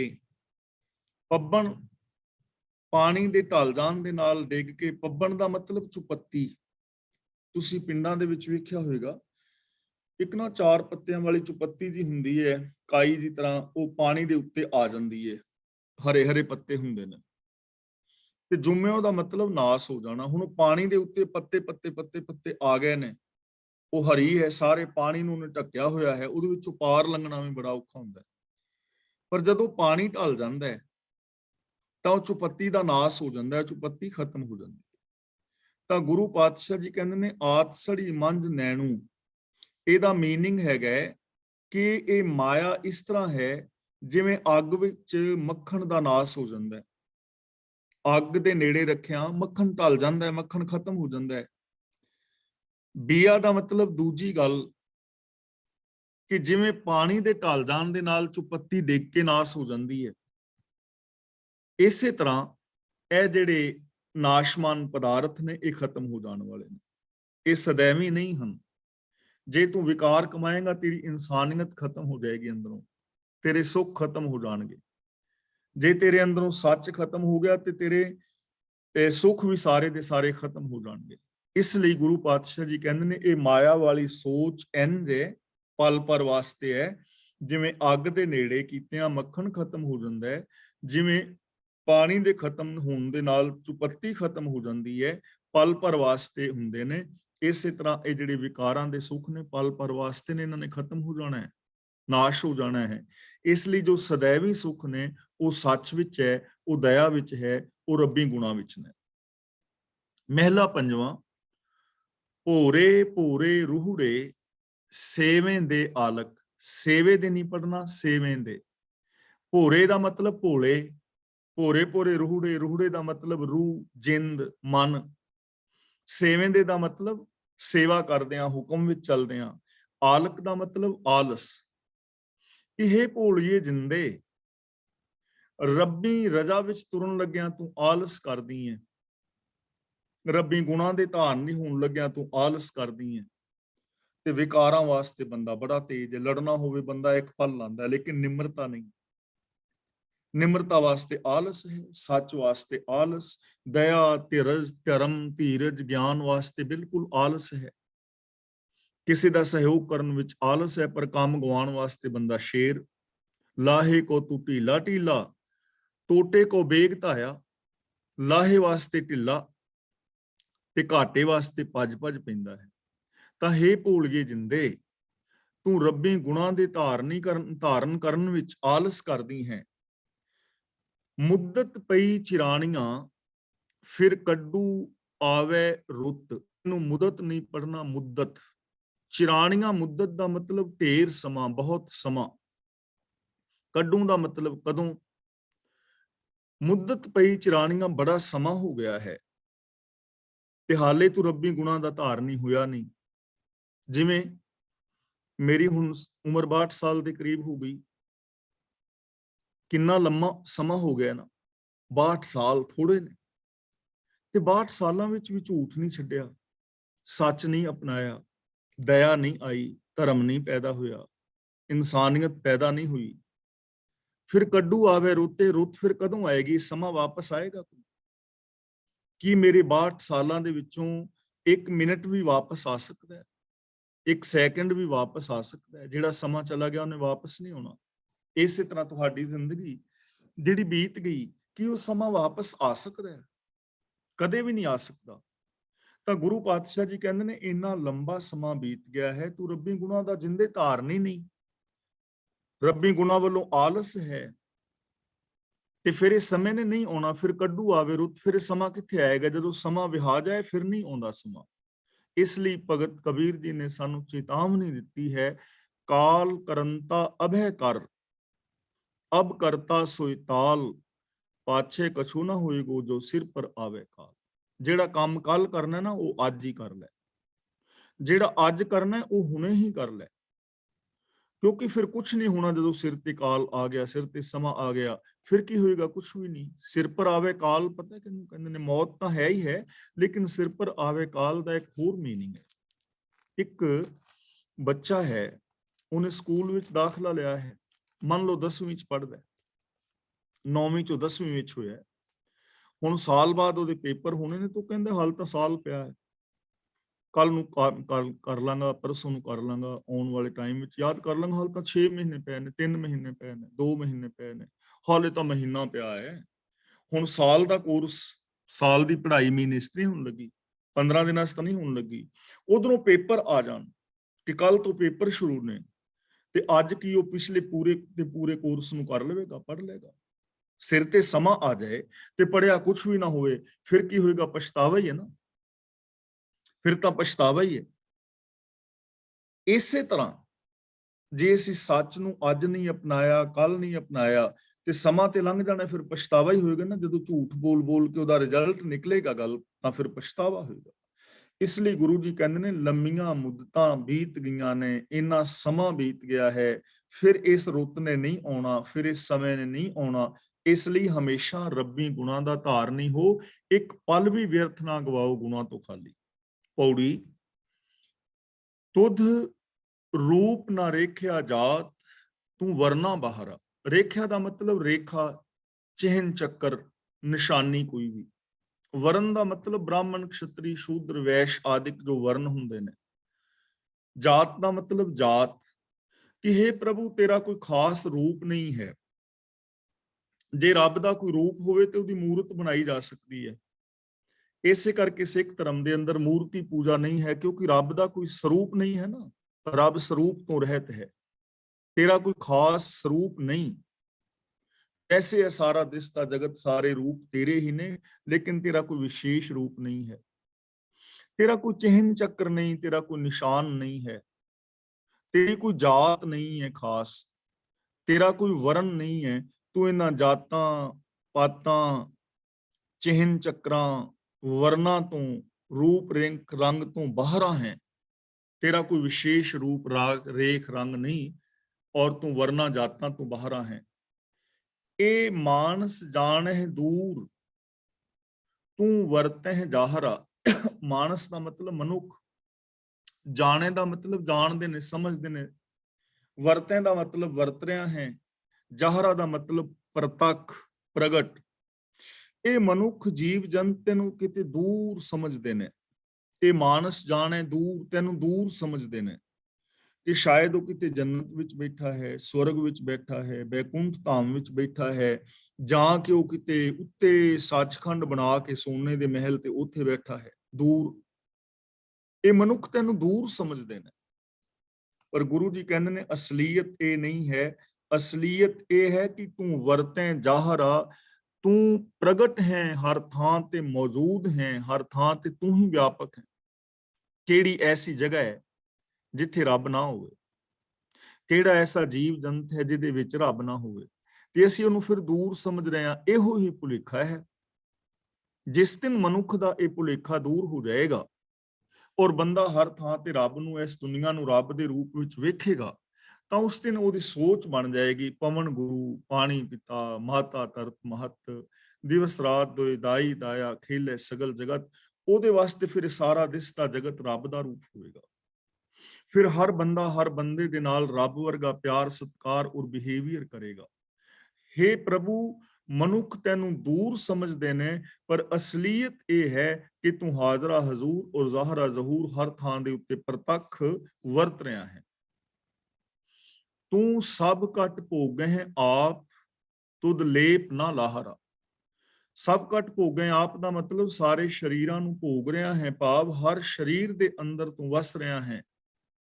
ਤੁਧ ਲੇਪ ਨਾ ਲਾਹਰਾ, ਲਾਹਰਾ ਦਾ ਮਤਲਬ ਲੱਗਦਾ ਨਹੀਂ, ਲੇਪ ਦਾ ਮਤਲਬ ਪ੍ਰਭਾਵ। ਪਰ ਤੈਨੂੰ ਕੋਈ ਲੇਪ ਨਹੀਂ ਲੱਗਦਾ, ਤੇਰੇ ਉੱਤੇ ਕੋਈ ਵਿਕਾਰ ਪ੍ਰਭਾਵ ਨਹੀਂ ਪਾਉਂਦਾ, ਤੂੰ ਵਿਕਾਰਾਂ ਤੋਂ ਰਹਿਤ ਹੈ। ਸਾਰਿਆਂ ਦੇ ਅੰਦਰ ਵਸਦਾ ਹੋਇਆ ਵੀ ਵਿਕਾਰਾਂ ਤੋਂ ਰਹਿਤ ਜਾਂ ਅਲੇਪ ਕਿਵੇਂ ਹੈ? ਹੁਣ ਜਦੋਂ ਮੈਂ ਵਿਕਾਰਾਂ ਵਿੱਚ ਖਚਤ ਹਾਂ ਤੇ ਮੇਰੇ ਅੰਦਰ ਰੱਬ ਵਸਦਾ ਹੈ, ਤਾਂ ਰੱਬ ਵਿਕਾਰਾਂ ਤੋਂ ਰਹਿਤ ਕਿਵੇਂ ਹੋ ਗਿਆ? ਫਿਰ ਇਹ ਚੀਜ਼ ਕਈ ਵਾਰੀ ਸਮਝ ਨਹੀਂ ਨਾ ਆਉਂਦੀ, ਪਰ ਇਹਨੂੰ ਅਸੀਂ ਥੋੜੀ ਜਿਹੀ ਸੌਖੀ ਬੋਲੀ ਦੇ ਨਾਲ ਸਮਝਣ ਦਾ ਯਤਨ ਕਰਦੇ ਹਾਂ, ਸ਼ਾਇਦ ਇਹ ਸਮਝ ਵਿੱਚ ਬਹਿ ਜਾਏ। ਹੁਣ ਸੱਚ ਦਾ ਕਿਸੇ ਦੇ ਨਾਲ ਲੈਣ ਦੇਣ ਨਹੀਂ ਨਾ ਹੁੰਦਾ। ਸੱਚ ਤਾਂ ਸੱਚ ਹੈ। ਸੱਚ ਦੇ ਉੱਤੇ ਕਿਸੇ ਦਾ ਲੇਪ ਨਹੀਂ ਹੈ ਕਿ ਉਹ ਅਮੀਰ ਤੋਂ ਜਾਂ ਗਰੀਬ ਤੋਂ ਸੱਚ ਡਰਦਾ ਹੋਵੇ, ਸੱਚ ਅਮੀਰ ਵਾਸਤੇ ਹੋਰ ਹੋਵੇ ਤੇ ਗਰੀਬ ਵਾਸਤੇ ਐਸਾ ਨਹੀਂ ਹੈ ਨਾ। ਸੂਰਜ ਅਮੀਰ ਨੂੰ ਚਾਨਣਾ ਦੇਵੇ, ਗਰੀਬ ਨੂੰ ਚਾਨਣਾ ਨਾ ਦੇਵੇ। ਦਇਆ, ਪ੍ਰੇਮ, ਮੁਹੱਬਤ, ਜਿੰਨੇ ਵੀ ਇਹ ਗੁਣ ਨੇ, ਇਹਨਾਂ ਉੱਤੇ ਈਰਖਾ ਦਵੇਸ਼ ਦਾ ਕੋਈ ਲੇਪ ਨਹੀਂ ਹੈ। ਬੇਸ਼ੱਕ ਮੇਰਾ ਮਨ ਵਿਕਾਰਾਂ ਦੇ ਅੰਦਰ ਖਚਤ ਹੈ, ਪਰ ਫਿਰ ਵੀ ਮੇਰੇ ਅੰਦਰ ਸੱਚ ਹੈ ਤੇ ਸੱਚ ਹਮੇਸ਼ਾ ਨਿਰਲੇਪ ਹੁੰਦਾ ਹੈ। ਫਿਰ ਵੀ ਮੇਰੇ ਅੰਦਰ ਪ੍ਰੇਮ ਹੈ ਤੇ ਪ੍ਰੇਮ ਹਮੇਸ਼ਾ ਨਿਰਲੇਪ ਹੁੰਦਾ ਹੈ। ਉਹ ਨਿਰਲੇਪਤਾ ਵਾਲੇ ਗੁਣ ਮੇਰੇ ਅੰਦਰ ਮੌਜੂਦ ਨੇ। ਇਹ ਗੱਲ ਵੱਖਰੀ ਹੈ ਕਿ ਮੈਂ ਉਹਨਾਂ ਨੂੰ ਵਰਤ ਨਹੀਂ ਰਿਹਾ, ਕੋਈ ਹੋਰ ਬੰਦਾ ਉਹਨਾਂ ਨੂੰ ਵਰਤ ਨਹੀਂ ਰਿਹਾ, ਪਰ ਇਹ ਚੀਜ਼ਾਂ ਹਰ ਬੰਦੇ ਦੇ ਅੰਦਰ ਮੌਜੂਦ ਨੇ ਕਿ ਹੇ ਪ੍ਰਭੂ, ਤੂੰ ਸਾਰਿਆਂ ਦੇ ਅੰਦਰ ਵਸ ਰਿਹਾ ਹੈ, ਤੇਰੇ ਤੇ ਮਾਇਆ ਦਾ ਕੋਈ ਲੇਪ ਨਹੀਂ ਹੈ। ਤਾਂ ਇਸ ਪਾਵਨ ਪੰਕਤੀ ਚੋਂ ਸਾਡੇ ਵਾਸਤੇ ਇੱਕ ਸੰਭਾਵਨਾ ਪੈਦਾ ਹੋ ਰਹੀ ਹੈ। ਕਿ ਅਸੀਂ ਇਸ ਦੁਨੀਆ ਵਿੱਚ ਰਹਿੰਦੇ ਹੋਏ ਵਿਕਾਰਾਂ ਤੋਂ ਨਿਰਲੇਪ ਹੋ ਸਕਦੇ ਹਾਂ, ਅਲੇਪ ਹੋ ਕੇ ਜੀ ਸਕਦੇ ਹਾਂ, ਕਿਉਂਕਿ ਉਹ ਅਲੇਪ ਔਰ ਨਿਰਲੇਪ ਸਾਡੇ ਅੰਦਰ ਬੈਠਾ ਹੋਇਆ ਹੈ, ਵਸ ਰਿਹਾ ਹੈ। ਇਹ ਸਾਡੇ ਅੰਦਰ ਸੰਭਾਵਨਾ ਹੈ। ਤੂੰ ਪੁਰਖ ਆਨੰਦੀ ਅਨੰਤ ਸਭ ਜੋਤ ਸਮਾਹਰਾ। ਸਮਾਹਰਾ ਦਾ ਮਤਲਬ ਵਿਆਪਕ, ਸਮਾਇਆ ਹੋਇਆ। ਆਨੰਦੀ ਦਾ ਮਤਲਬ ਆਨੰਦ ਮਾਣਨ ਵਾਲਾ। ਤੂੰ ਸਦਾ ਆਨੰਦ ਵਿੱਚ ਰਹਿਣ ਵਾਲਾ ਹੈ, ਆਨੰਦੀ ਹੈ, ਆਨੰਦ ਵਿੱਚ ਰਹਿਣ ਵਾਲਾ ਹੈ। ਅਨੰਤ ਦਾ ਮਤਲਬ ਤੂੰ ਬੇਅੰਤ ਹੈ। ਸਭ ਜੋਤ ਸਮਾਹਰਾ ਦਾ ਮਤਲਬ ਸਭ ਦੇ ਅੰਦਰ ਤੇਰੀ ਜੋਤ ਸਮਾਈ ਹੋਈ ਹੈ। ਸਾਰਿਆਂ ਦੇ ਅੰਦਰ ਤੇਰੀ ਜੋਤ ਹੈ, ਸਾਰਿਆਂ ਦੇ ਅੰਦਰ ਤੂੰ ਵਸ ਰਿਹਾ ਹੈ। ਤੂੰ ਵਿਆਪਕ ਹੈ, ਆਨੰਦ ਮਾਣਨ ਵਾਲਾ ਹੈ, ਅਨੰਤ ਹੈ ਔਰ ਸਭ ਦੇ ਅੰਦਰ ਤੇਰੀ ਜੋਤ ਹੈ। ਦੇਖੋ ਕਿੰਨੀ ਮਹਾਨ ਦਾਤ ਗੁਰੂ ਜੀ ਸਾਨੂੰ ਦੇ ਰਹੇ ਨੇ ਕਿ ਰੱਬ ਅਨੰਤ ਹੈ ਔਰ ਆਨੰਦ ਮਾਣਨ ਵਾਲਾ ਹੈ ਹੀ ਆਨੰਦੀ। ਉਹਦੇ ਅੰਦਰ ਹੈ ਹੀ ਵਿਗਾਸਤਾ, ਉਹਦੇ ਅੰਦਰ ਦੁੱਖ ਹੈ ਹੀ ਨਹੀਂ। ਆਨੰਦ ਦਾ ਸੋਮਾ, ਆਨੰਦ ਦਾ ਘਰ, ਖੁਸ਼ੀਆਂ ਦਾ ਘਰ।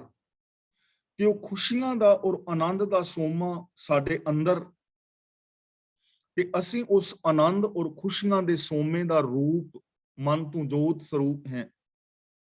ਤੇ ਫਿਰ ਵੀ ਅਸੀਂ ਆਨੰਦ ਤੋਂ ਤੇ ਖੁਸ਼ੀਆਂ ਤੋਂ ਵਾਂਝੇ, ਤਾਂ ਇਹਨੂੰ ਬਦਕਿਸਮਤੀ ਹੀ ਕਿਹਾ ਜਾਏਗਾ, ਸਾਡੀ ਅਗਿਆਨਤਾ ਹੀ ਕਹੀ ਜਾਏਗੀ, ਬੇਸਮਝੀ ਹੀ ਕਹੀ ਜਾਏਗੀ। ਕਾਸ਼ ਬੰਦਾ ਇਸ ਪਾਸੇ ਕੰਮ ਕਰੇ, ਕਾਸ਼ ਬੰਦਾ ਇਸ ਪਾਸੇ ਸੋਚੇ ਔਰ ਆਪਣੇ ਅੰਦਰ ਇਹ ਵਿਸ਼ਾਲਤਾ ਲਿਆਏ, ਤਾਂ ਇਹਦੇ ਜੀਵਨ ਵਿੱਚ ਕਿੰਨਾ ਵੱਡਾ ਆਨੰਦ ਪੈਦਾ ਹੋ ਸਕਦਾ ਹੈ। ਤੂੰ ਸਭ ਦੇਵਾਂ ਮੈਂ ਦੇਵ, ਇਹਨੂੰ ਦੇਵਾ ਨਹੀਂ ਪੜ੍ਹਨਾ, ਦੇਵਾਂ। ਤੂੰ ਸਭ ਦੇਵਾਂ ਮੈਂ ਦੇਵ, ਵਿਧਾਤੇ ਨਰਹਰਾ।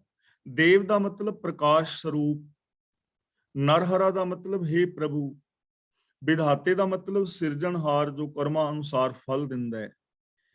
ਹੇ ਪ੍ਰਭੂ, ਹੇ ਸਿਰਜਣਹਾਰ, ਸਾਰੇ ਦੇਵਤਿਆਂ ਦਾ ਤੂੰ ਹੀ ਦੇਵਤਾ ਹੈ, ਭਾਵ ਕਿ ਸਭ ਤੋਂ ਮਹਾਨ ਹੈ, ਤੂੰ ਸਭ ਨੂੰ ਪ੍ਰਕਾਸ਼ ਕਰਨ ਵਾਲਾ ਹੈ, ਪ੍ਰਕਾਸ਼ ਸਰੂਪ ਹੈ।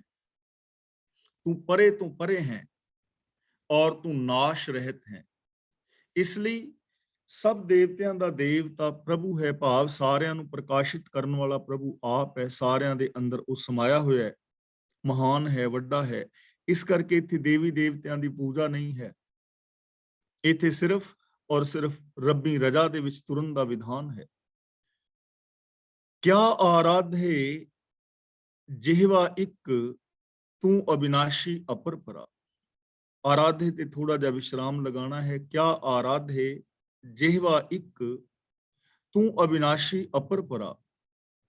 ਮੇਰੀ ਇੱਕ ਜੀਵ ਤੇ ਹੈ ਅਪਰੰਪਾਰ ਪ੍ਰਭੂ, ਤੇਰੀ ਆਰਾਧਨਾ ਮੈਂ ਕੀ ਕਰਾਂ, ਤੇਰੇ ਮੈਂ ਗੁਣ ਕਿਵੇਂ ਗਾਵਾਂ, ਤੇਰਾ ਮੈਂ ਅੰਤ ਕਿਵੇਂ ਪਾਵਾਂ।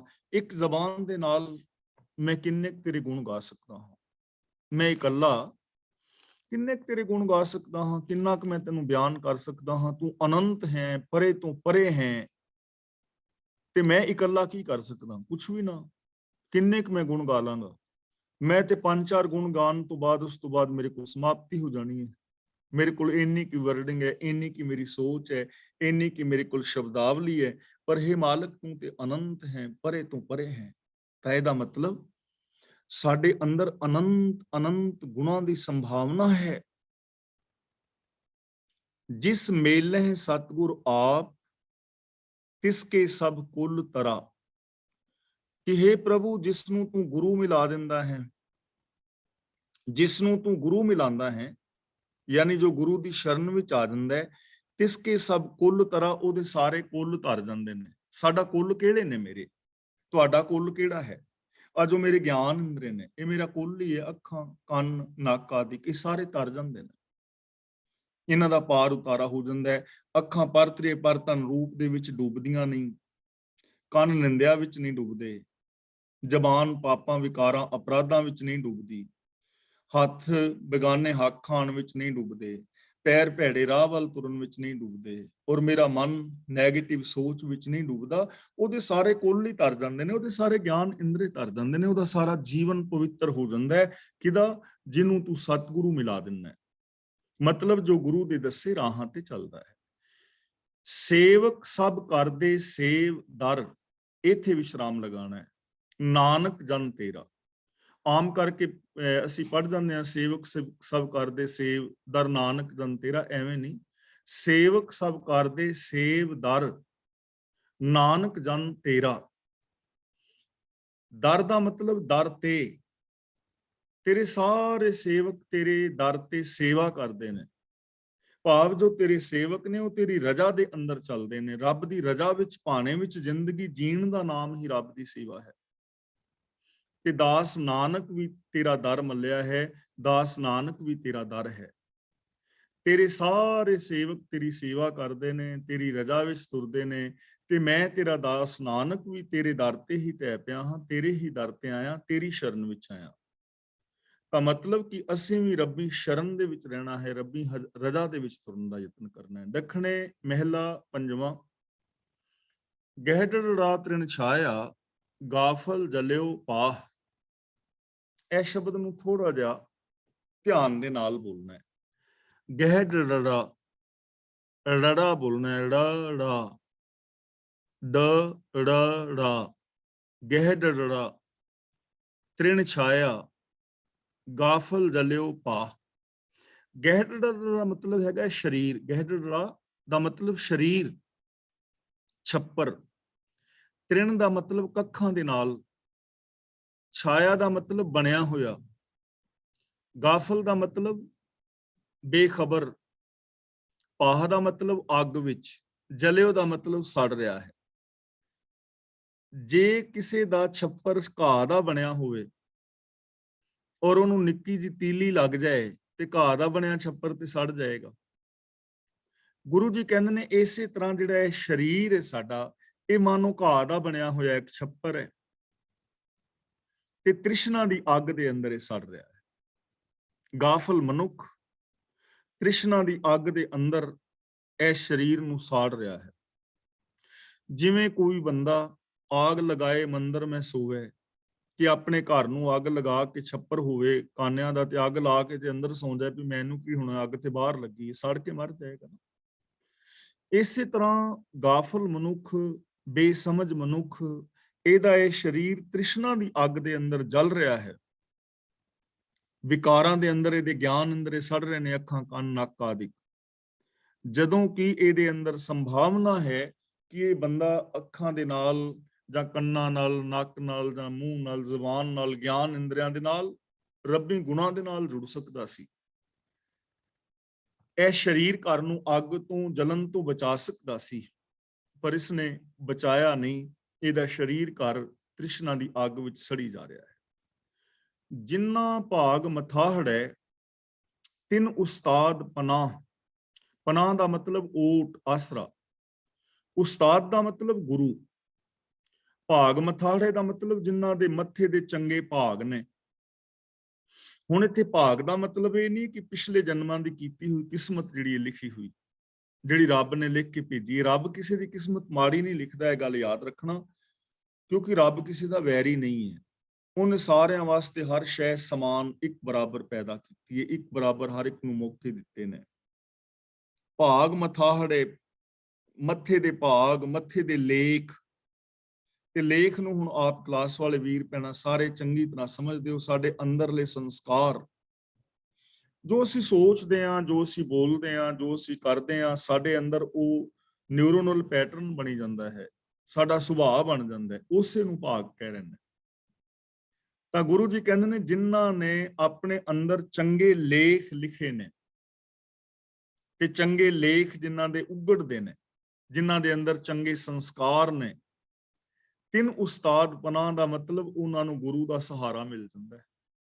ਉਹ ਗੁਰੂ ਦੀ ਸ਼ਰਨ ਵਿੱਚ ਚਲੇ ਜਾਂਦੇ ਨੇ, ਉਹ ਭਾਗਾਂ ਵਾਲੇ ਨੇ, ਉਹ ਤ੍ਰਿਸ਼ਨਾ ਦੀ ਅੱਗ ਤੋਂ ਬਚ ਜਾਂਦੇ ਨੇ, ਜਿਨ੍ਹਾਂ ਨੇ ਆਪਣੇ ਅੰਦਰ ਐਸੇ ਸੰਸਕਾਰ ਲਿਖ ਲਏ ਨੇ ਕਿ ਮੈਂ ਗੁਰੂ ਦੀ ਸ਼ਰਨ ਵਿੱਚ ਜਾਣਾ ਹੈ, ਮੈਂ ਗੁਰੂ ਦੇ ਦੱਸੇ ਰਾਹਾਂ ਤੇ ਚੱਲਣਾ ਹੈ। ਜਿਨ੍ਹਾਂ ਨੇ ਆਪਣੇ ਅੰਦਰ ਇਹ ਵਿਚਾਰ ਲਿਖ ਲਏ ਨੇ, ਪੱਕੇ ਕਰ ਲਏ ਨੇ, ਔਰ ਗੁਰੂ ਦੇ ਦੱਸੇ ਰਾਹਾਂ ਤੇ ਚੱਲਦੇ ਨੇ, ਉਹ ਭਾਗਾਂ ਵਾਲੇ ਨੇ, ਉਹ ਤ੍ਰਿਸ਼ਨਾ ਦੀ ਅੱਗ ਤੋਂ ਬਚ ਜਾਂਦੇ ਨੇ।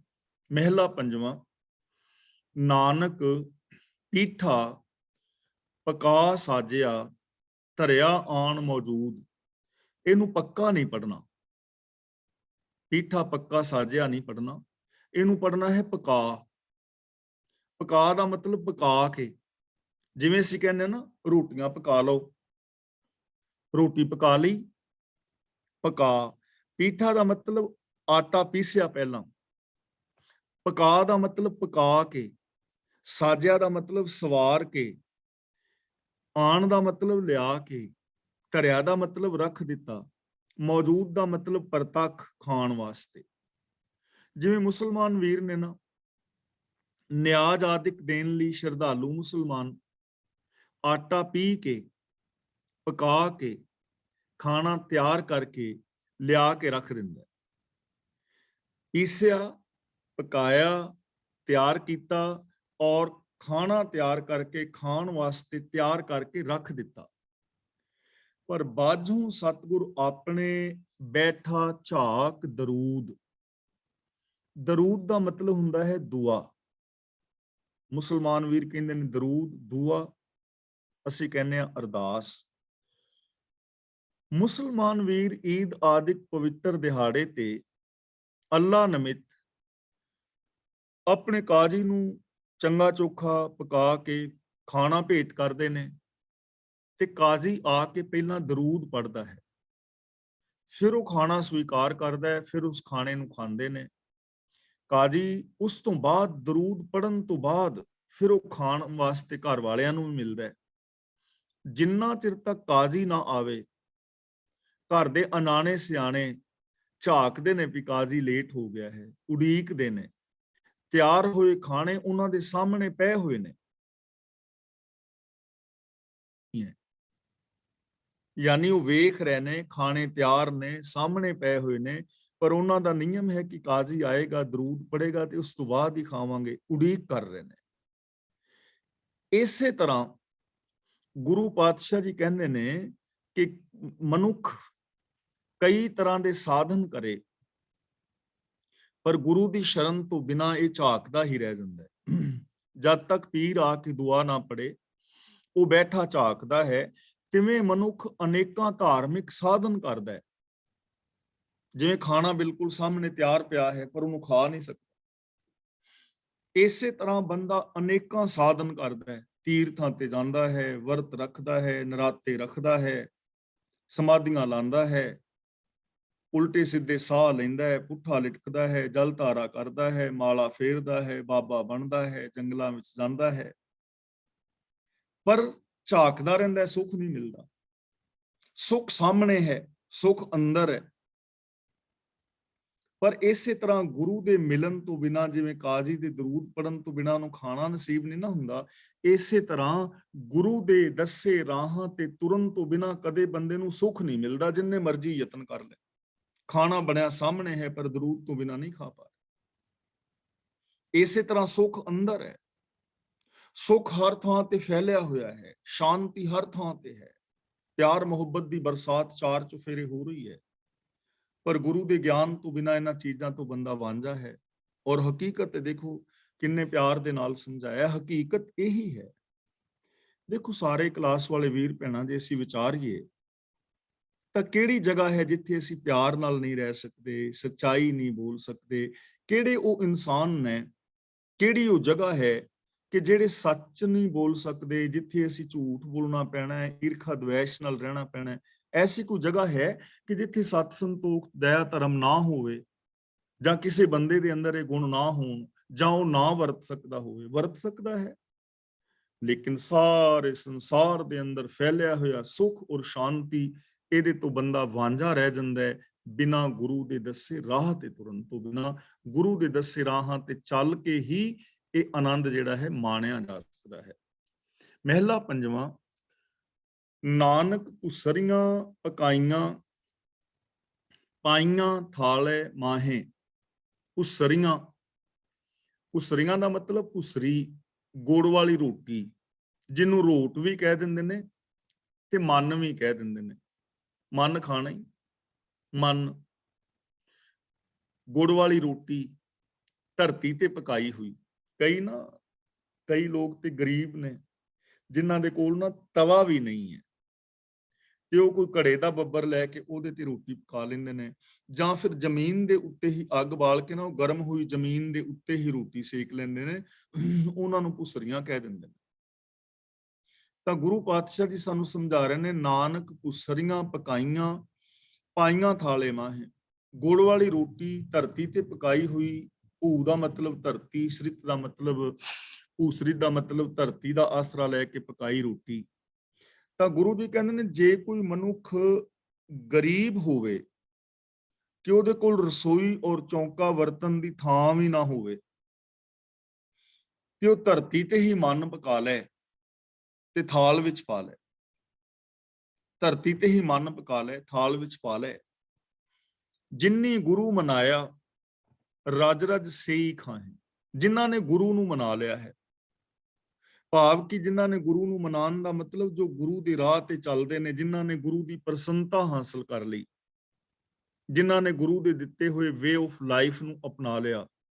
ਰਜ ਰਜ ਸੇਈ ਖਾਹੇ ਦਾ ਮਤਲਬ ਉਹ ਰਜ ਰਜ ਕੇ ਖਾਂਦੇ ਨੇ, ਉਹ ਭੁਸਰੀਆਂ ਦੇ ਵਿੱਚ ਹੀ ਆਨੰਦ ਲੈਂਦੇ ਨੇ। ਉਹਨਾਂ ਨੂੰ ਨਾ ਭੁਸਰੀਆਂ ਵਿੱਚ ਹੀ ਖੁਸ਼ੀ ਮਿਲ ਜਾਂਦੀ ਹੈ, ਜਿਵੇਂ ਭਾਈ ਲਾਲੋ ਕੋਧਰੇ ਦੇ ਪ੍ਰਸ਼ਾਦੇ ਦੇ ਨਾਲ ਹੀ ਖੁਸ਼ ਹੈ। ਸਾਕਤ ਕਾ ਦਾਨਾ ਭਗਜਨਾ ਕਾ ਲੂਗਰਾ ਊੜ ਨਗਨ ਨਾ ਹੋਈ। ਸਾਕਤ ਸਿਰ ਪਾਉ ਰੇਸ਼ਮੀ ਪਹਿਰ ਪਤ ਖੁਈ। ਗ੍ਰਹਿ ਸਾਕਤ 36 ਪ੍ਰਕਾਰ ਤੇ ਬਿਖੂ ਸਮਾਨ। ਭਗਤ ਜਨਾ ਦਾ ਜਿਹੜਾ ਖਾਣਾ ਹੈ, ਬੇਸ਼ੱਕ ਉਹ ਰੁੱਖੀ ਵੀ ਮਿੱਸੀ ਰੋਟੀ ਹੋਵੇ ਤਾਂ ਵੀ ਉਹ ਆਨੰਦਦਾਇਕ ਹੈ, ਲੇਕਿਨ ਜੋ ਪਾਪਾਂ ਅਪਰਾਧਾਂ ਦੇ ਨਾਲ ਕਮਾਏ ਹੋਏ ਧਨ ਦੇ ਨਾਲ ਖਾਦੇ ਹੋਏ 36 ਕਿਸਮ ਦੇ ਪਦਾਰਥ ਵੀ ਜ਼ਹਿਰ ਦੇ ਬਰਾਬਰ ਨੇ, ਕਿਉਂਕਿ ਉਹ ਬੇਗਾਨੇ ਹੱਕਾਂ ਰਾਹੀਂ ਆਏ ਨੇ। ਤਾਂ ਗੁਰੂ ਜੀ ਇੱਥੇ ਸਮਝਾਉਣਾ ਚਾਹੁੰਦੇ ਨੇ ਕਿ ਜੇ ਕੋਈ ਗਰੀਬ ਵੀ ਹੈ, ਉਹਦੇ ਕੋਲ ਚੁੱਲ੍ਹਾ ਚੌਂਕਾ ਵੀ ਨਹੀਂ ਹੈ, ਜੇ ਕਿ ਉਹ ਧਰਤੀ ਤੇ ਵੀ ਰੋਟੀਆਂ ਬਣਾ ਕੇ ਖਾਂਦਾ ਹੈ, ਪਰ ਜੇ ਗੁਰੂ ਨੂੰ ਮਨਾਇਆ ਹੈ, ਗੁਰੂ ਦੇ ਦੱਸੇ ਤੇ ਰਾਹ ਤੇ ਚੱਲ ਰਿਹਾ ਹੈ, ਗਿਆਨ ਗੁਰੂ ਦੀ ਅਗਵਾਈ ਵਿੱਚ ਜ਼ਿੰਦਗੀ ਜੀਂਦਾ ਹੈ, ਰਜ ਰਜ ਸੇਈ ਖਾਏ, ਉਹ ਰਜ ਰਜ ਕੇ ਖਾ ਰਹੇ ਨੇ, ਉਹਦੇ ਵਿੱਚ ਹੀ ਆਨੰਦ ਮਾਣ ਰਹੇ ਨੇ। ਜਿਵੇਂ ਬਾਬਾ ਫਰੀਦ ਜੀ ਕਹਿੰਦੇ ਨੇ ਨਾ, ਇੱਥੇ ਤਾਂ ਇਹਨਾਂ ਚੀਜ਼ਾਂ ਦੀ ਗੱਲ ਕਹੀ ਹੈ। ਬਾਬਾ ਫਰੀਦ ਜੀ ਕਹਿੰਦੇ ਨੇ, ਫਰੀਦਾ ਰੋਟੀ ਮੇਰੀ ਕਾਠ ਕੀ, ਲਾਵਣ ਮੇਰੀ ਭੁੱਖ, ਜਿੰਨਾ ਖਾਦੀ ਚੋਪੜੀ, ਘਣੇ ਸਹਿਣਗੇ ਦੁੱਖ। ਰੁੱਖੀ ਸੁੱਖੀ ਖਾਏ ਕੈ, ਠੰਡਾ ਪਾਣੀ ਪੀਓ, ਫਰੀਦਾ ਵੇਖ ਪਰਾਈ ਝੋਪੜੀ, ਨਾ ਤਰਸਾਏ ਜੀਓ। ਰੋਟੀ ਮੇਰੀ ਕਾਠ ਕੀ ਦਾ ਮਤਲਬ ਮੇਰੀ ਰੋਟੀ ਲੱਕੜ ਵਰਗੀ ਸੁੱਕੀ, ਤੇ ਲਾਵਣ ਮੇਰੇ ਕੋਲ ਸਬਜ਼ੀ ਵੀ ਨਹੀਂ ਹੈ, ਭੁੱਖ ਹੀ ਮੇਰਾ ਸਲੂਣਾ ਹੈ, ਔਰ ਮੈਂ ਇਹਦੇ ਵਿੱਚ ਹੀ ਸੰਤੁਸ਼ਟ ਹਾਂ। ਮੈਂ ਦੂਜਿਆਂ ਦਾ ਵੇਖ ਕੇ ਆਪਣੇ ਦਿਲ ਦੇ ਅੰਦਰ ਲਾਲਚ ਪੈਦਾ ਨਹੀਂ ਕਰਦਾ। ਤਾਂ ਗੁਰੂ ਪਾਤਸ਼ਾਹ ਜੀ ਕਹਿੰਦੇ ਨੇ, ਉਹਨਾਂ ਨੂੰ ਖੁਸ਼ੀ ਨਸੀਬ ਹੁੰਦੀ ਹੈ।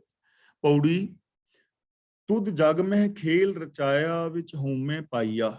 ਹੇ ਪ੍ਰਭੂ, ਜੀਵਾਂ ਦੇ ਅੰਦਰ ਇਹ ਜਗਤ ਦਾ ਤੂੰ ਖੇਲ ਰਚਾਇਆ ਹੈ, ਤੇ ਜੀਵਾਂ ਦੇ ਅੰਦਰ ਤੂੰ ਹਉਮੈ ਪਾਈ ਹੈ। ਹੁਣ ਇੱਥੇ ਹਉਮੈ ਨੂੰ ਸਮਝ ਲੈਣਾ ਕਿ ਹਉਮੈ ਕੀ ਹੈ। ਇੱਥੇ ਹਉਮੈ ਦਾ ਮਤਲਬ ਇਨਫੀਰੀਓਰਿਟੀ ਕੰਪਲੈਕਸ ਜਾਂ ਸੁਪਰੀਓਰਿਟੀ ਕੰਪਲੈਕਸ ਜਾਂ ਹੰਕਾਰ ਨਹੀਂ ਹੈ। ਇੱਥੇ ਹਉਮੈ ਦਾ ਮਤਲਬ ਹੈ ਵੱਖਰੀ ਪਹਿਚਾਣ, ਕਿ ਹੇ ਮਾਲਕ, ਤੂੰ ਜਗਤ ਦਾ ਖੇਲ ਰਚਾਇਆ ਔਰ ਸਾਰਿਆਂ ਦੇ ਅੰਦਰ ਵੱਖਰੀ ਪਹਿਚਾਣ ਬਣਾਈ ਹੈ ਹਰ ਇੱਕ ਦੀ। ਦੇਖੋ, ਕਿਸੇ ਦਾ ਫਿੰਗਰਪ੍ਰਿੰਟ ਨਹੀਂ ਦੂਜੇ ਨਾਲ ਰਲਦਾ, ਅਕਲ, ਸ਼ਕਲ, ਬੋਲ, ਬਾਣੀ ਸਭ ਕੁਝ ਵੱਖਰਾ, ਵੱਖਰੀ ਪਹਿਚਾਣ ਤੂੰ ਬਣਾਈ ਹੈ। ਏਕ ਮੰਦਰ ਪੰਜ ਚੋਰ ਹੈ, ਨਿਤ ਕਰਹਿ ਬੁਰਾਈਆਂ। ਇੱਕ ਮੰਦਰ ਦਾ ਮਤਲਬ ਮਨੁੱਖਾ ਸਰੀਰ। ਇਹ ਮਨੁੱਖਾ ਸਰੀਰ ਇੱਕ ਹੈ, ਪਰ ਇਹਦੇ ਵਿੱਚ ਪੰਜ ਚੋਰ ਨੇ ਜੋ ਨਿਤ ਹੀ ਭੈੜ ਕਮਾ ਰਹੇ ਨੇ। ਰੱਬ ਨੇ ਸਾਰਿਆਂ ਦੀ ਵੱਖਰੀ ਪਹਿਚਾਣ ਬਣਾਈ ਹੈ, ਸਭ ਨੂੰ ਵੱਖਰੀ ਪਹਿਚਾਣ ਦਿੱਤੀ ਹੈ, ਤਾਕਤ ਦਿੱਤੀ ਹੈ, ਸਾਰਿਆਂ ਵਾਸਤੇ ਸੰਸਾਰ ਇੱਕੋ ਜਿਹਾ ਪੈਦਾ ਕੀਤਾ ਹੈ। ਪਰ ਇਹ ਸਰੀਰ ਦੇ ਅੰਦਰ ਪੰਜ ਕਾਮ ਆਦਿਕ ਨੇ, ਜਿਹੜੇ ਲੋਕ ਨਿਰੀਆਂ ਬੁਰਾਈਆਂ ਕਰ ਰਹੇ ਨੇ। ਸਰੀਰ ਮੰਦਰ ਹੈ, ਮੰਦਰ ਹੋ ਸਕਦਾ ਹੈ ਜੇ ਅਸੀਂ ਗੁਨਾਹ ਦੇ ਨਾਲ ਜੁੜੀਏ, ਪਰ ਗੁਰੂ ਜੀ ਕਹਿੰਦੇ ਨੇ ਇਹਦੇ ਅੰਦਰ ਪੰਜ ਚੋਰ ਨੇ, ਉਹਨਾਂ ਦੇ ਅਧੀਨ ਰਹਿ ਕੇ ਬੰਦਾ ਹਮੇਸ਼ਾ ਬੁਰਾਈਆਂ ਕਰਦਾ ਰਹਿੰਦਾ ਹੈ।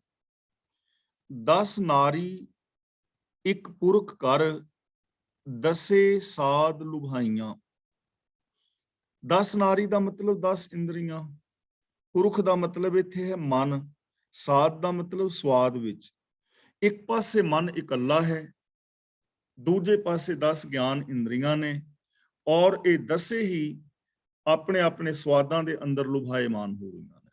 ਸਾਡੇ ਗਿਆਨ ਇੰਦਰੀ ਨੇ, ਅੱਖਾਂ ਨੇ ਪਰਾਇਆ ਧਨ, ਪਰਾਇਆ ਰੂਪ ਤੱਕਣਾ ਚਾਹੁੰਦੀਆਂ ਨੇ, ਜ਼ਬਾਨ ਦੁਨਿਆਵੀ ਪਦਾਰਥਾਂ ਦੇ ਚਸਕੇ ਔਰ ਝੂਠ ਆਦਿਕ ਦੇ ਚਸਕੇ ਲੈਣਾ ਚਾਹੁੰਦੀ ਹੈ, ਕੰਨ ਨਿੰਦਿਆ ਆਦਿਕ ਦੇ ਚਸਕਿਆਂ ਦੇ ਵਿੱਚ ਉਲਝਿਆ ਹੋਇਆ ਹੈ।